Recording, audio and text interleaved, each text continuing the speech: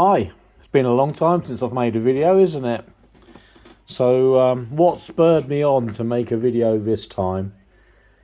One of these actually, a Surecom SR-112 simplex digital radio record simplex repeater controller by Surecom. I got a really good deal for it from AliExpress. I've been saving up all my coins, logging in every day to get the coins, and I got one. Come in the box, came yesterday afternoon, plugged it in, comes with a USB power supply, a cable which works with Beifeng or Quansheng, with a standard K plug on it. Plugged it into a radio, switched it all on, and lo and behold, it works. Got an instruction sheet written in Chinglish. But yeah, it works. Well, it works up to a degree. Let's have a look, shall we? So here we are. That's the radio which is into the repeater.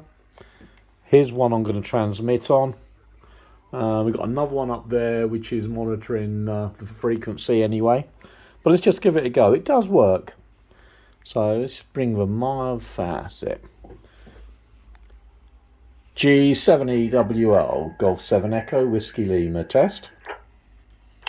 G7EWL, Golf 7 Echo, Whiskey Lima test. So how about that? It works really well, doesn't it? Right up until the time when you decide you're going to personalise it. Record a personal message, set a password, or use anything to do with the DTMF tones. Because, and it seems like I'm not the only one, you can't access the DTMF tones, or not everybody can. I spent a few hours adjusting levels, trying all sorts of things, and basically it just would not recognise any DTMF tones. And without accessing the DTMF menu, you can't do anything. You can't change the password, you can't change your recording time, you can't load any messages, you can't get it to repeat messages, you can't adjust the input levels, the output levels. You can't do anything without accessing the DTMF menus. They're all listed on the crib sheet. So I started to investigate, and as usual, somebody had already been here before me, and I found a guy on YouTube who'd worked out that if you so this chip here, which is going on, let's just bring the camera in. Whoop. Right, this chip here is the Zoltec chip. I can't remember the number, but it's there. There you go. Pin 2 of that chip is the input for the DTMF processing. Some guy had discovered if you put a 0.1 microfarad capacitor between, let's try and get right in here,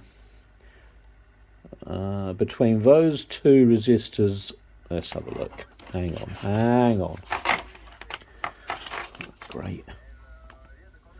So those two surface mount resistors there are joined at that end, and he put a 0.1 cap there and bridged it over to R1 there. I tried that. In the process I managed to rip off the pad of R1, which is listed as a 100k resistor. Anyway, I tried that, and it didn't work on mine. I did a bit more research and discovered that R1, a lot of people had changed R1 from 100k to 10k, and theirs had worked. Again, mine didn't work. I put a scope on pin 2, and it didn't see any DTMF tones, nothing at all, regardless of input levels, etc. It didn't see any DTMF at all. So if you look at this resistor here, I think it's R5, one of these two here, it goes straight into where the input, the audio input to the repeater comes in on this pin here. It's the second ring in from the sheath, if you like, the cover of the jack plug. The second ring in is where the audio comes in. I could see DTMF tones on the input of that 100k resistor and absolutely nothing on the end of it. I can only conclude that either the resistor was faulty from manufacturer, or possibly when I'd soldered the it's really hard to solder with a soldering iron. When I'd soldered the 0.1 cap on, I'd knackered the resistor. I don't think so. It was much cleaner than that when I first did it. It's just that I've been working on it a lot for the last few hours. I don't think that was the case because it wasn't working out of the box. It wouldn't access the DTMF tones. So what did I do? 0.1 cap there onto the audio input, second ring in, through a 100k resistor down to pin 2 of the DTMF chip, and I've left the 33k resistor there. I've left that in place. I don't think you really need that, but anyway, it works absolutely beautifully now. I've made the addition of putting a switch there to disable DTMF, because I realised once I got it all working, I realised that anybody with a radio can change any of the parameters of your repeater using DTMF. There's only 2 of the commands in the DTMF menu which actually need a password. That's enable record function, you need the password, or disabled record function. They're the only 2 in the menu you actually need DTMF tones and a password. So I've changed that. So now, when I finish programming it, I just flick the small switch on the back, and that disables any DTMF tones. So that means nobody can change any of the parameters. Does it work now on DTMF? Yes, it does. Works lovely. And despite what I've read and watched on YouTube and read on the internet, the level going into the repeater isn't that critical. Well, not in my case. It isn't critical at all. If you follow the user guide and you set the input level up according to the table, so it's saying 0.8 volt RMS is the best audio level.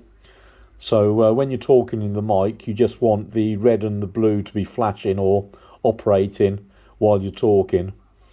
And that's it. It all works. Very pleased with it. Very excited. Bit disappointing I had to delve in with a soldering iron straight away as soon as it came. But there you go. That's life, isn't it? That's the joys of buying stuff off AliExpress. I did just jot down what I'd done there, so you can see we've added the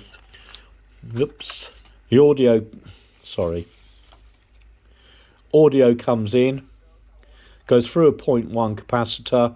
In my case, I've added a switch to disable DTMF into a 100k resistor onto pin 2 of that Holtec DTMF processing chip, and that's it. It works. Very pleased. I hope some of you will find this useful, and hopefully it will save you a lot of hours wasted trying to find out what's wrong, because that's what I did. I wasted a lot of time trying to work out what was going on. There you go.